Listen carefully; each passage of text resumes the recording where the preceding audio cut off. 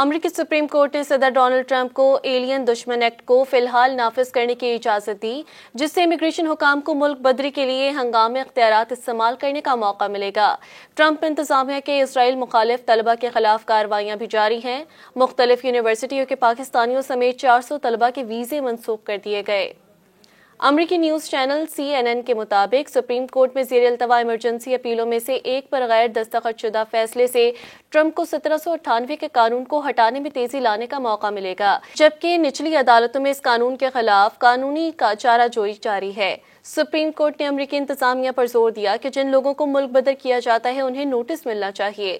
عدالت نے اپنے غیر دستخط شدہ حکم میں واضح کیا کہ حکام کو ٹرمپ کے اعلان کے مطابق تارکین وطن کو مناسب نوٹس دینا ہوگا کہ انہیں جنگ کے وقت کی اتھارٹی کے مطابق ہٹایا جا رہا ہے، تاکہ ان کے پاس ہیبیاس کی شکایات لانے کے لیے مناسب وقت ہو۔ ہیبیاس وہ مقدمات ہیں جن میں لوگ دعویٰ کرتے ہیں کہ انہیں حکومت نے غیر قانونی طور پر حراست میں لیا ہے۔ عدالت کے 3 لبرل ججز نے اس فیصلے سے اختلاف کیا اور عدالت کے قدامت پسند ونگ کی رکن جسٹس ایمی کونی بیرٹ نے جزوی طور پر اختلاف کیا۔ ٹرمپ نے ٹروتھ سوشل پوسٹ میں اس فیصلے کی تعریف کرتے ہوئے لکھا کہ یہ امریکہ میں انصاف کے لیے ایک عظیم دن تھا۔ انہوں نے لکھا کہ سپریم کورٹ نے ملک میں قانون کی حکمرانی کو برقرار رکھتے ہوئے ایک صدر کو اجازت دی ہے کہ وہ سرحدوں کو محفوظ بنانے اور ملک اور شہریوں کی حفاظت کے لیے اقدامات کر سکے۔ اٹارنی جنرل پام بونڈی اور ہوم لینڈ سیکیورٹی کی وزیر کرسٹی نوئم سمیت ٹرمپ انتظامیہ کے عہدیداروں نے بھی فیصلے کو سراہا اور بونڈی نے اسے قانون کی حکمرانی کے لیے تاریخی فتح قرار دیا۔ اٹارنی جنرل نے سوشل میڈیا پر پیغام میں کہا کہ ایک جج کے پاس صدر کے خارجہ پالیسی چلانے اور امریکی عوام کو محفوظ رکھنے کے اختیارات پر کنٹرول کا اختیار نہیں ہے۔